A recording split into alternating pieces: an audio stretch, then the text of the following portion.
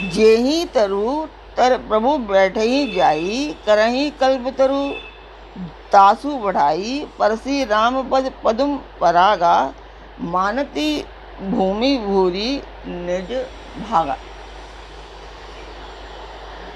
बरनी न जाई दशा तीने केरी, लही जनु रंक ने सुरमणि ढेरी, एक ने एक बोली सिख देही, लोचन लाहू लेहू छन एही। नमस्कार व्यूअर्स, और आप सब लोग कैसे हैं? आशा करती हूँ आप सब लोग अच्छे होंगे, स्वस्थ होंगे। तो स्वागत करती हूँ मैं आप सभी का अपने इस कार्यक्रम रामचरितमानस के अयोध्या कांड पाठ में। कल तक आपने जाना था श्री रामचंद्र जी, सीता जी और लक्ष्मण जी ने हाथ जोड़कर यमुना जी को प्रणाम किया। सूर्य कन्या यमुना जी की बढ़ाई करते हुए सीता जी सहित दोनों भाई प्रसन्नतापूर्वक आगे चले थे। रास्ते में जाते हुए उन्हें अनेकों यात्री मिलते हैं। वे दोनों भाइयों को देखकर उनसे प्रेम पूर्वक कहते हैं कि तुम्हारे सब अंगों में राग चिन्ह देखकर हमारे हृदय में बड़ा सोच होता है। तुम लोग रास्ते में पैदल ही चल पड़े हो, इससे हमारे समझ में आता है कि ज्योतिष शास्त्र झूठा ही है। भारी जंगल और बड़े बड़े पहाड़ों का दुर्गम रास्ता है, इस पर तुम्हारे साथ सुकुमारी स्त्री भी है। हाथी और सिंगों से भरा यह भयानक वन देखा तक नहीं जाता। यदि आज्ञा हो तो हम साथ चलें। आप जहाँ तक जाएंगे वहाँ तक पहुँचकर फिर आपको प्रणाम करके हम लौट आएंगे। तो आप सभी को पता है कि मैं ये बार मंदिर के लिए कर रही हूँ। गांव में एक मंदिर है, उसी के लिए थोड़ा प्रयत्न कर रही हूँ कि हो सकता है और उसमें कुछ सुधार आ जाए। तो यही है, सुधार किया जाए भगवान जी का, तो गलत शब्द होगा, ये सुधार जाए। भगवान खुद ही अच्छे होते हैं। तो छोटा ही मंदिर है तो थोड़ा सा सही हो जाए, बड़ा हो जाए। तो यही था, और फिर शुरू करते हैं हम आज का पाठ। एही विधि पूछई प्रेमवद पुलक गात जलु नैन, कृपा सिंधु फेरही तिन्हई कही बिनती मृदु बैन। जयपुर गांव बसही मग माही, तिन्हई नागसुर नगर सिहाही, केही सुकृति केही घरी बसाए, धन्य पुण्यमय परम सुहाए। इस प्रकार वे यात्री प्रेमवश पुलकित शरीर हो और नेत्रों में जल भरकर पूछते हैं। किंतु कृपा के समुद्र श्री रामचंद्र जी कोमल विनय युक्त वचन कहकर उन्हें लौटा देते हैं। जो गांव और पूर्वे रास्ते में बसे हैं, नागों और देवताओं के नगर, उनको देखकर प्रशंसा पूर्वक ईर्ष्या करते और ललचाते हुए कहते हैं कि किस पुण्यवान ने किस शुभ घड़ी में इनको बसाया था, जो आज ये इतने धन्य और पुण्यमय तथा परम सुंदर हो रहे हैं। जहाँ जहाँ रामचरण चली जाही, तिन्ने समान अमरावती नाही, पुण्य पुंज मग निकट निवासी, तिन्हहि सराहहि सुरपुर वासी। जहाँ तहाँ श्री राम जी के चरण चले जाते हैं, उनके समान इंद्र की पुरी अमरावती भी नहीं है। रास्ते के समीप बसने वाले भी बड़े पुण्यात्मा हैं। स्वर्ग में रहने वाले देवता भी उनकी सराहना करते हैं। जे भरी नयन बिलोकहि रामहि, सीता लखन सहित घन श्यामहि, जेसर सरित राम अवगाहहि, तिन्हहि देवसर सरित सराहहि। जो नेत्र भरकर सीता जी और लक्ष्मण जी सहित घनश्याम श्री राम जी के दर्शन करते हैं, जिन तालाबों और नदियों में श्री राम जी स्नान कर लेते हैं, देव सरोवर और देव नदियाँ भी उनकी बढ़ाई करती हैं। जेहि तरु तर प्रभु बैठही जाई, करही कल्प तरु तासु बढ़ाई, परसी राम पद पदुम परागा, मानती भूमि भूरी निज भागा। जिस वृक्ष के नीचे प्रभु जा बैठते हैं, कल्प वृक्ष भी उसकी बढ़ाई करते हैं। श्री राम जी के चरण कमलों की रज का स्पर्श करके पृथ्वी अपना सौभाग्य मानती है। छा कर ही घन विबुधगण बरसही सुमन सिहाही देखत गिरिवन बेहग मृग रामो चले मग जाही। राशि में बादल छाया करते हैं और देवता फूल बरसाते और सिहाते हैं। पर्वत वन और पशु पक्षियों को देखते हुए श्री राम जी रास्ते में चले जा रहे हैं। सीता लगन सहित रघुराई गांव निकट जब निकसही जाई सुनी सब बाल वृद्ध नर नारी चलही तुरंत गृह काजू बिसारी। सीता जी और लक्ष्मण जी सहित श्री रघुनाथ जी जब किसी गांव के पास जा निकलते हैं तब उनका आना सुनते ही बालक बूढ़े स्त्री पुरुष सब अपने घर और कामकाज को भूलकर तुरंत उन्हें देखने के लिए चल देते हैं। राम लखन सिए रूप निहारी पाई नयन भलु होहि सुखारी सजल सजल विलोचन मुलक शरीरा सब भय मगन देखी दो वीरा। श्री राम लक्ष्मण और सीता जी का रूप देखकर नेत्रों का फल पाकर वे सुखी होते हैं। दोनों भाइयों को देखकर सब प्रेमानंद में मगन हो गए। उनके नेत्रों में जल भर आया और शरीर पुलकित हो गए। बरनी न जाई दशा तिहने के ही लही जनु रंक ने सुरमणि ढेरी एक ने एक बोली सिख देही लोचन लाहू ले ही छन एही। उनकी दशा का वर्णन नहीं किया जा सकता, मानो दरिद्रों ने चिंतामणि की ढेरी पाली हो। वे एक एक को पुकार कर सीख देते हैं कि इसी क्षण नेत्रों का लाभ ले लो। राम ही देखी एक अनुरागे चितवत चले जाहि संग लागे एक नयन मग छवि उर आनी होही शिथिल तन मन बर बानी। कोई श्री रामचंद्र जी को देखकर ऐसे अनुराग में भर गए हैं कि वे उन्हें देखते हुए उनके साथ लगे जा रहे हैं। कोई नेत्र मार्ग से उनकी छवि को हृदय में लाकर शरीर मन और श्रेष्ठ वाणी से शिथिल हो जाते हैं, अर्थात उनके शरीर मन और वाणी का व्यवहार बंद हो जाता है। एक देखी बट छा भली डासी मृदुल तृणपात कहीं गवाई छिनकु श्रमु गवनव अवही की पात।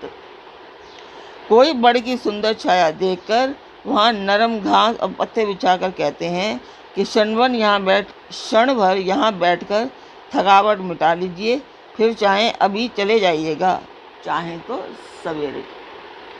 तो जिस मंदिर का मैं आपसे लोगों से वर्णन कर रही थी उस मंदिर की मैं वीडियो डाल देती हूँ, आप लोग देख लीजिए और मुझे बताइए कि मंदिर आपको कैसा लगा।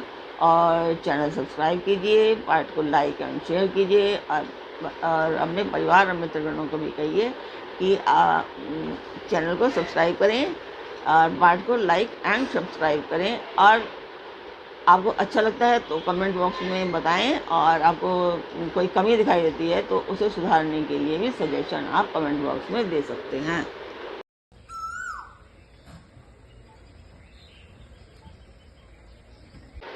तो आपने वो मंदिर की वीडियो देखी, आपको कैसी लगी? अच्छा, कमेंट बॉक्स में लिखने के लिए चाहे आप हिंदी में लिखिए चाहे आप इंग्लिश में लिखिए, इसमें कोई प्रॉब्लम नहीं है। आप जैसे भी लिखेंगे मैं उसे समझ लूँगी। तो चलते हैं अपने पार्ट पर। एक कलश भरी आनही पानी अचई नाथ कहही मृदुबानी सुनी प्रिय वचन प्रीति अति देखी राम कृपाल सुशील विशेषी। कोई घड़ा भरकर पानी ले आते हैं और कोमल वाणी से कहते हैं, हे नाथ आचमन तो कर लीजिए। उनके प्यारे वचन सुनकर और उनका अत्यंत प्रेम देखकर दयालु और परम सुशील श्री रामचंद्र जी ने जानी श्रमित सिए मन माही घरिक विलंबो कीने बट छाही मुदित नारी नर देखई शोभा रूप अनूप नयन मनु लोभा। मन में सीता जी को थकी हुई जानकर घड़ी भर बड़ की छाया में विश्राम किया। स्त्री पुरुष आनंदित होकर शोभा देखते हैं।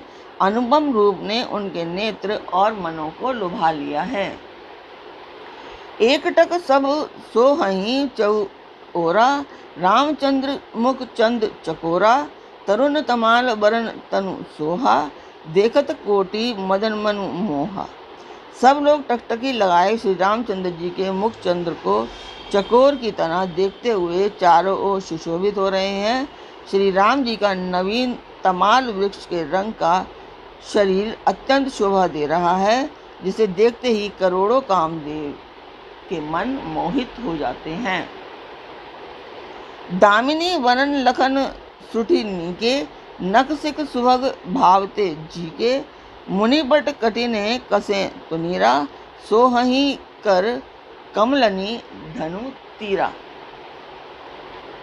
बिजली के से रंग के लक्ष्मण जी बहुत ही भले मालूम होते हैं। वे नख से शिखा तक सुंदर हैं और मन को बहुत भाते हैं। दोनों मुनियों के वस्त्र पहने हैं, दोनों ने मुनियों के वस्त्र पहने हैं और कमर में तरकश कसे हुए हैं। कमल के समान हाथों में धनुष बाण सुशोभित हो रहे हैं। जटा मुकुट शीश सनी, सुभग उर भुज नयन विशाल, शरद पवन परब विदु बदन बर, लसत स्वेद कन जाल। उनके सिरों पर सुंदर जटाओं के मुकुट हैं। वक्ष स्थल भुजा और नेत्र विशाल हैं और शरद पूर्णिमा के चंद्र के समान सुंदर मुखों पर पसीने के बूंदों का समूह सुशोभित हो रहा है। बरनी न जाई मनोहर जोरी, शोभा बहुत थोरी मति मोरी, राम लखन सिए सुंदर ताई, सब चित वहीं चित मन मति लाई। उन मनोहर जोड़ी का वर्णन नहीं किया जा सकता, क्योंकि शोभा बहुत अधिक है और मेरी बुद्धि थोड़ी है। श्री राम लक्ष्मण और सीता जी की सुंदरता को सब लोग मन चित्त और बुद्धि तीनों को लगाकर देख रहे हैं। बोलो सियापति रामचंद्र की जय, सियावरी रामचंद्र की जय।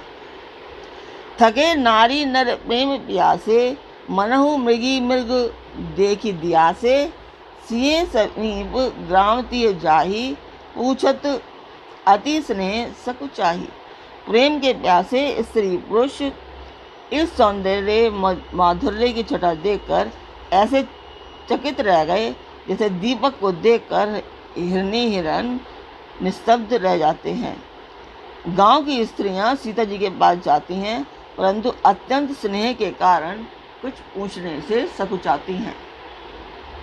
बार बार सब लाग ही पाए, कहीं वचन मृदु सरल सुभाए, राजकुमारी बने हम करही, तिये सुभाए कछु पूछत डरही। बार बार सब उनके पांव लगती और सहज ही सीधे साधे कोमल वचन कहती हैं, हे राजकुमारी, हम विनती करती हैं, परंतु स्त्री स्वभाव के कारण कुछ पूछते हुए डरती हैं। स्वामिनी अविनय क्षमवी हमारी, बिलगु न मानव जानी गंवारी, राजकुंवर दो सहज सलोने, इन्हें ते लही दुति मरकत सोने। हे स्वामिनी, हमारी ठिठाई क्षमा कीजिएगा और हमको गंवारी समझकर बुरा ना मानिएगा। ये दोनों राजकुमार स्वभाव से ही लावण्य में हैं, यानी कि परम सुंदर हैं। मरकत मणि पन्ने और सुवर्ण ने कांति इन्हीं से पाई है, अर्थात मरकत मणि में और स्वर्ण में जो हरित और स्वर्ण वर्ण की आभा है, वह इनकी हरिता भनील और स्वर्ण कांति के एक कर्ण के बराबर भी नहीं है। श्यामल गौर किशोर बर सुंदर सुषमा एन, शरद सरवरी नाथ मुखु शरद सरोरु नैन। श्याम और गौण वर्ण है, सुंदर किशोर अवस्था है, दोनों ही परम सुंदर और शोभा के धाम हैं। शरद पूर्णिमा के चंद्रमा के समान इनके मुख और शरद ऋतु के कमल के समान इनके नेत्र हैं। तो आज का पाठ हम यहीं पूर्ण करते हैं और मास पुराण का ये 15वां विश्राम भी यहाँ समाप्त होता है। अब कल से 16वां विश्राम शुरू होगा। तो और नवपारायण का ये चौथा विश्राम है। जो लोग, मैं ये इसलिए बता रही हूँ कि जो लोग रामायण पढ़ते हैं या जिनको रामायण के बारे में पता है, रामचरितमानस के बारे में पता है, उन लोगों को भी जानकारी हो जानी चाहिए और होनी ही चाहिए कि मैं क्या पढ़ रही हूँ, क्या कर रही हूँ। तो आज का पाठ हम यहीं पूर्ण करते हैं। तो कल मिलेंगे एक नए पाठ में, इसके आगे के पाठ में, और एक नई उमंग, एक नई तरंग के साथ। तब तक के लिए नमस्कार।